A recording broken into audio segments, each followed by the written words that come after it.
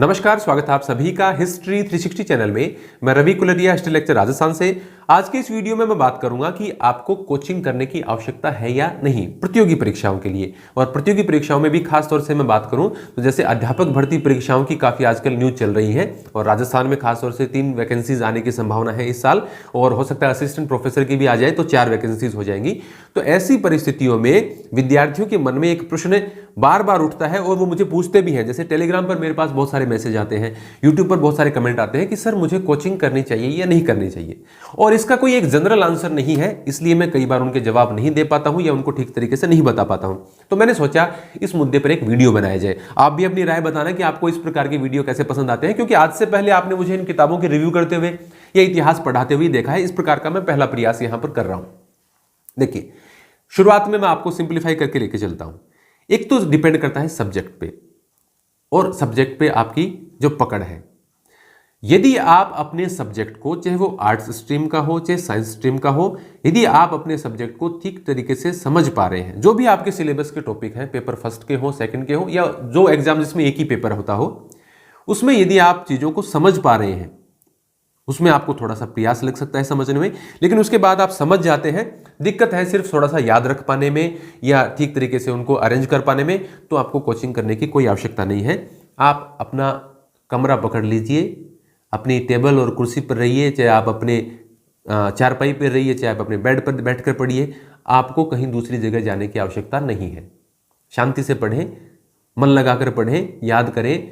कोई भी कोचिंग आप में बिल्कुल भी सुधार नहीं कर पाएगी या कोई आपको बहुत ज़्यादा ऊपर नहीं पहुंचा सकती। आप खुद ही अपने मालिक हैं। बार बार पढ़ेंगे, याद करेंगे, कम मैटर को बार बार रिवाइज करेंगे, आपका सिलेक्शन निश्चित रूप से हो जाएगा। अब बात आती है कि जिसको अपना सब्जेक्ट या कोई भी टॉपिक्स है वो समझ नहीं आ रहे हैं। जैसे हो सकता है आपने आपका बीए और एमए या बीएससी एमएससी पहले कर लिया हो, बीच में कुछ और प्रकार के आप काम करने लग गए हो, या आपने कोई और जॉब पकड़ रखा हो छोटा मोटा, और आपका सब्जेक्ट का या आपके जो टॉपिक्स हैं वो आपको क्लियर नहीं है और आपको समझ नहीं आ रहे हैं, दोबारा पढ़ने में दिक्कतें आ रही हैं। तो ऐसी स्थिति में आपको कोचिंग कर लेनी चाहिए, उसमें कोई बुराई नहीं है। चाहे आप ऑफलाइन करें चाहे ऑनलाइन करें। ऑनलाइन में भी आजकल काफ़ी सारे, कोरोना के पिछले 2 सालों के दौरान बहुत सारे ऑप्शन आ गए हैं। जितने भी कोचिंग सेंटर्स हैं उन्होंने सबने ये प्रयास किया है कि हम ऑनलाइन अपने कोर्सेज लॉन्च करें। लेकिन इसमें भी आपको एक चीज़ ध्यान में रखने की आवश्यकता है कि आपका, जैसे फर्स्ट ग्रेड की मैं बात करूं तो आपका जो सब्जेक्ट है, हो सकता है कि कोई कोचिंग है उसका बहुत बड़ा ऐड आता हो, करोड़ों रुपए का उसका कारोबार हो, लेकिन आपको ये ध्यान रखना है कि आप जिस सब्जेक्ट की या जिस पार्ट की कोचिंग करने जा रहे हैं वो पार्ट कौन पढ़ाता है। कोचिंग का नाम बड़े से नहीं, आपको चाहिए वो अध्यापक जो आपका सब्जेक्ट पढ़ा रहा है। तो आप आसपास जो पहले से चयनित हैं उनसे पता कर सकते हैं, या डेमो क्लासेस वगैरह देखने से। डेमो में भी देखिए क्या है कि कोई व्यक्ति अपना पूरा ज्ञान एक वीडियो बहुत बेहतर बना सकता है, बाद में हो सकता है उनका स्तर ऐसा नहीं हो। तो आप ये आस पड़ोस में पता करने की कोशिश करें, जो उस सब्जेक्ट का रहा हो, जिसने कोचिंग की हो या जिसने पहले कोई कोर्स लिया हो, उनसे थोड़ा सा पता करने की कोशिश करें कि भाई किसका कोर्स ठीक रह सकता है, कौन ठीक पढ़ाता है। तो आपको एक अच्छा चुनाव मिल जाएगा और आपको आसान हो जाएगा समझने के लिए। एक दिक्कतें आती हैं, जैसे गृहिणियां होती हैं, बहुत सारी महिलाएं जिनकी ससुराल में रहती हैं, तो उनको दिक्कतें पेश आती हैं कि भाई हो सकता है घर के काम में बिजी रहती हैं, हो सकता है घर वाले कह भी देते हैं कि भाई आप काम मत करो, तैयारी करो, लेकिन फिर भी एक शेड्यूल बन नहीं पाता। उनको कोचिंग कर लेनी चाहिए, उसमें कोई दिक्कत वाली बात नहीं है। मतलब कोचिंग कोई बुरी बात नहीं है कि कोचिंग नहीं करनी चाहिए या कोचिंग करना बहुत अच्छी बात है। ये सब इसके बीच में है, डिपेंड करता है कि आपको जरूरत है या नहीं है। फिर बात आती है कि हो सकता है सब्जेक्ट का कुछ पोर्शन आपको नहीं आता हो, कुछ पार्ट आपको नहीं आता हो, तो उस पार्ट के लिए भी आप कोचिंग कर सकते हैं, किसी ऑनलाइन कोर्स को ले सकते हैं। जरूरी नहीं कि आप हनुमानगढ़ के किसी गांव में निवास करते हो और आप जाकर जयपुर जाए, कोई आवश्यकता नहीं। आजकल ऑनलाइन बहुत सारे कोर्सेज हैं। जैसे अभी पीछे असिस्टेंट प्रोफेसर का एग्जाम हुआ, तो इतिहास दर्शन के मतलब कुछ टॉपिक्स के लिए भी अलग अलग कोर्सेज आ गए थे। तो ऐसे कोर्सेज अवेलेबल होते हैं, तो उस कुछ पोर्शन के लिए भी आप कोई ज़्यादा पैसा भी आजकल खर्च नहीं होता ऑनलाइन में, वो आप ले सकते हैं। यदि आपको समझने में, किसी पार्ट को समझने में दिक्कत आ रही है, उसमें भी आपको कोई इशू नहीं है। लेकिन समस्या कहाँ आती है, कई बार आप पर हो जाता है प्रेशर, या तो आप खुद ले लेते हैं, या फैमिली का हो जाता है, या आस पड़ोस के बैकग्राउंड का जो भी आपका एनवायरनमेंट है उसका प्रेशर हो जाता है। कैसे हो जाता है प्रेशर, देखिए मैं आपको कहूँगा तो आप मेरी बात से रिलेट कर पाएंगे खुद को। आपके परिवार में 5 लोग रीट की तैयारी कर रहे हैं, आप भी रीट की तैयारी कर रहे हैं, उनमें से 4 लोग कोचिंग करने के लिए चले गए, कोई सीकर चला गया, कोई जयपुर चला गया, कोई जोधपुर चला गया, आप घर पे बैठे हैं। अब या तो आपके मन में ये संशय हो जाएगा कि भाई वो कोचिंग कर रहे हैं और मैं घर पे बैठा हूं, कहीं उनका सिलेक्शन हो जाए और मैं रह जाऊं, फिर क्या होगा।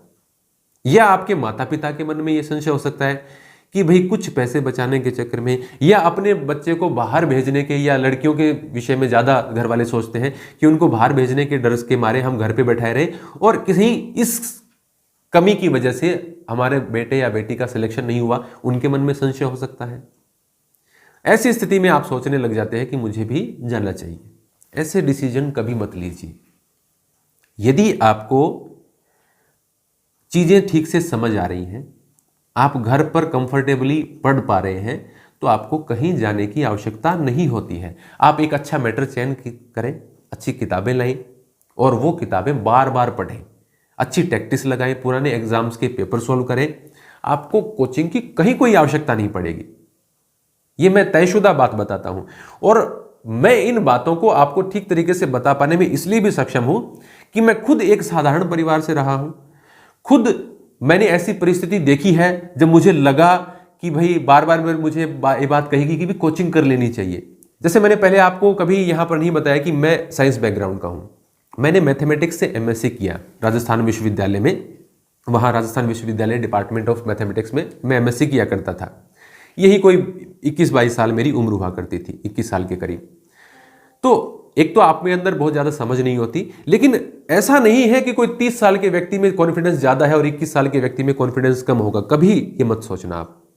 आपकी उम्र चाहे कितनी भी हो, उससे आपका कॉन्फिडेंस कम या ज्यादा कभी नहीं होता। आप देखते होंगे बहुत सारे एग्जाम्स इसमें होते हैं जिसमें बिल्कुल कम उम्र के बच्चे फर्स्ट, आप ज्यादातर जो सिलेक्शन देखेंगे ना, जो पहली बार एग्जाम देते हैं उनके सिलेक्शन सबसे ज्यादा होते हैं। ये जो टीजीटी, पीजीटी, आप सेकंड ग्रेड वगैरह देखते हैं, जो सबसे पहले एग्जाम देते हैं उनका सिलेक्शन खूब होते हैं। हालांकि ऐसे भी आपको उदाहरण मिल जाएंगे कि जिन्होंने 4 बार प्रयास किया और 5वीं बार सिलेक्शन हुआ, उनके भी सिलेक्शन होते हैं, लेकिन फर्स्ट बार आपके चांसेस सबसे ज्यादा होते हैं। ऐसा आपके अंदर कॉन्फिडेंस होना चाहिए कि मुझे कोचिंग की जरूरत नहीं है। संशय में मत रहे। यदि आप अपने मन में दिन में 4 बार आप ये सोचते हैं कि मुझे कोचिंग पे चला जाना चाहिए, यदि मैं कोचिंग पे चला जाऊं तो शायद मैं और अच्छा कर पाऊं, निकल जाओ। फिर आप इसी उधेड़-बुन में रह जाएंगे। आप तैयारी कहां कर पाएंगे। मैं मेरी खुद की बात बताता हूं। 2010 में हमारा सेकंड ग्रेड का एग्जाम हुआ था। मैं मैथ्स से था, तो मैं वहां पर राजस्थान विश्वविद्यालय में एमएससी किया करता था। उस दौरान फिर मैंने एमएससी की कक्षाओं में जाना छोड़ दिया। हालांकि मैंने एग्जाम दिए, मैंने एमएससी किया उस दौरान, लेकिन एग्जाम से 4-5-6 महीने पहले मैंने उन कक्षाओं को छोड़ दिया। तो मेरे घर से जब भी फोन आता था, चाहे मेरी बड़ी सिस्टर का आए, चाहे मेरी मम्मी का आए, तो उनके कहने का मतलब हर बार वो इंडिकेट करने की कोशिश करते थे, क्योंकि मैंने उनको पहले ही कह दिया था कि मैं कोचिंग नहीं करूंगा। वो कह रहे थे कि भाई तू बैठा भी जयपुर में है तो कोई कोचिंग कर ले। तो वो मुझे मतलब ये जानने का प्रयास करते थे कि भाई कहीं इसकी कोचिंग की इच्छा तो है या नहीं। कहीं इच्छा हो और मतलब ये सोचे कि घर वालों के ज़्यादा पैसे लग जाएंगे, आर्थिक स्थितियां भी देखनी पड़ती हैं घर परिवार की, तो कहीं ऐसा सोच के ये कहीं 20-30 हज़ार रुपये बचाने के चक्कर में कहीं मतलब रह न जाए। हर माता पिता को ये देखिए कहीं ना कहीं अंतर मन में ये डर तो रहता है कि भाई एग्जाम है और मेरा बेटा सिलेक्शन, सब चाहते हैं कि भाई हो जाए, जितना जल्दी हो सके हो जाए, इसी में हो जाए। ये कोई सोचता है कि नहीं इसमें नहीं हो तो अगले में हो जाए। एक बार तो सभी ये सोचते हैं कि जो सामने एग्जाम है उसी में सिलेक्शन हो जाए। तो हमारे घर वालों के मन में भी उस समय संशय था कि भाई कहीं कोचिंग के अभाव में ये न रह जाए।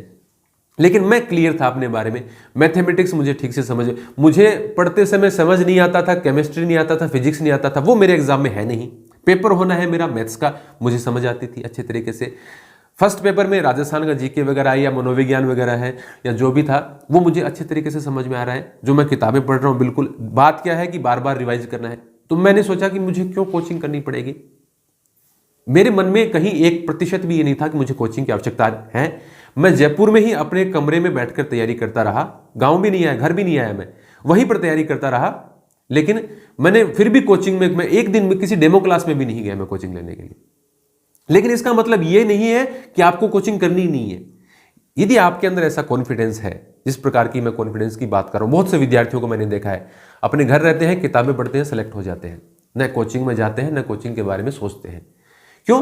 क्योंकि जो आपका सिलेबस है जो आपके टॉपिक्स हैं वो आप यदि किताबों से, गाइड से पढ़ के समझ पा रहे हैं तो सिर्फ आपको याद करना है, रिवाइज करना है और समझना है उन चीज़ों को कि भाई कितना पढ़ना है, कितना छोड़ना है, और कुछ पिछले सालों के एग्जाम सॉल्व करने, जो एग्जाम पेपर है वो सॉल्व करने हैं, आपका सिलेक्शन हो जाएगा। इसमें कोई कहीं मतलब कोई गुणा भाग और लगाने की आवश्यकता नहीं है।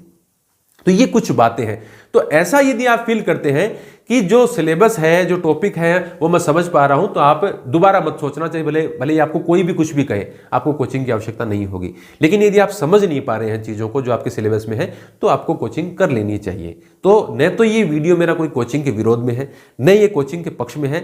ये मैं बताने की कोशिश कर रहा था कि भाई आपका जो सब्जेक्ट है, आपका जो एग्जाम है, उसके रिलेटेड आपकी जो परिस्थितियां हैं उसके आधार पर आपको कोचिंग करनी चाहिए या नहीं करनी चाहिए। फिर एक बात आती है टेस्ट सीरीज की। मुझे खुद को इतने सारे मैसेज आते हैं कि सर आपकी इतिहास की टेस्ट सीरीज कब आ रही है, सेकंड ग्रेड के लिए आपकी टेस्ट सीरीज कब आ रही है, फर्स्ट ग्रेड के सेकंड पेपर के लिए सर टेस्ट सीरीज शुरू कर दो। देखो मैंने ऐप बनवा रखा है, उस ऐप पे कुछ नहीं है, खाली जीरो ऐप है। अगर मैं चाहूं तो 100 प्रश्न बनाकर और वहां पर 10 पेपर लगा दूंगा और फीस रख दूंगा 399 रुपए। आप में से कई विद्यार्थी मेरे नाम को देखकर आ भी जाएंगे कि हाँ सर ने दी है, अच्छे टेस्ट हो। लेकिन ये कोई तरीका थोड़ी है, मैं ऐसा तरीका ठीक नहीं मानता। मेरा न तो कोई अभी पेड कोर्सेज चलता है, न मैंने कोई टेस्ट सीरीज अनाउंस कर रखी है। क्यों नहीं कर रखी है? देखिए अभी एग्जाम की मतलब विज्ञप्ति भी नहीं आई, ठीक से आपने अपने सिलेबस को न तो पढ़ा है न रिवाइज किया है। ऐसी परिस्थिति में आप यदि किसी की टेस्ट सीरीज ज्वाइन करते हैं, उस परिस्थिति में आपका कॉन्फिडेंस डाउन हो जाता है कई बार।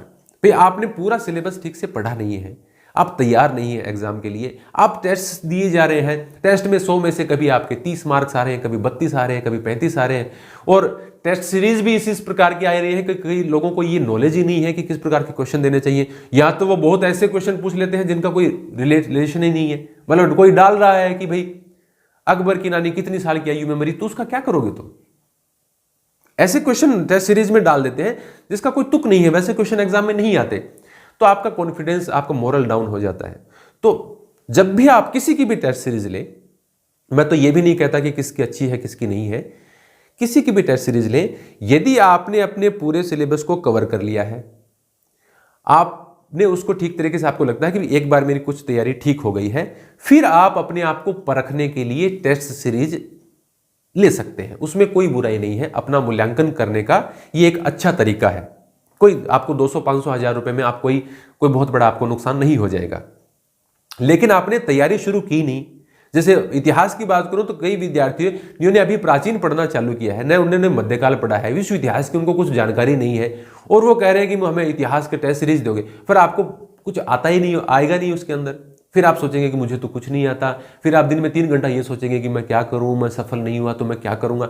तो इस प्रकार की बातों में आप चक्कर, टेस्ट सीरीज के चक्कर में आपको तभी जाना है जब आप कम से कम एक बार अच्छे तरीके से अपना सिलेबस कवर कर लें। उसके बाद में आप कोई टेस्ट सीरीज दें तो उसमें कोई बुराई नहीं होती है। लेकिन आप बिना अपनी चीज़ों को कवर किए सिर्फ टेस्ट दिए जा रहे हैं या टेलीग्राम वगैरह पे प्रश्नों के उत्तर देने की कोशिश कर रहे हैं, उसमें कोई तुक नहीं है, उसमें सिर्फ आपका मोरल डाउन होगा। तो ये मेरी कुछ बातें थी कोचिंग्स और टेस्ट सीरीज के बारे में। उम्मीद करता हूं कि मैंने कुछ आपकी हेल्प की होगी। आपको ये वीडियो कैसा लगा है आप जरूर हमें कमेंट करके बता सकते हैं। हमारे टेलीग्राम चैनल को ज्वाइन कर सकते हैं, मेरे फेसबुक पे फॉलो कर सकते हैं, और यदि आप चैनल पर नए हैं तो हमें सब्सक्राइब भी कर सकते हैं। धन्यवाद।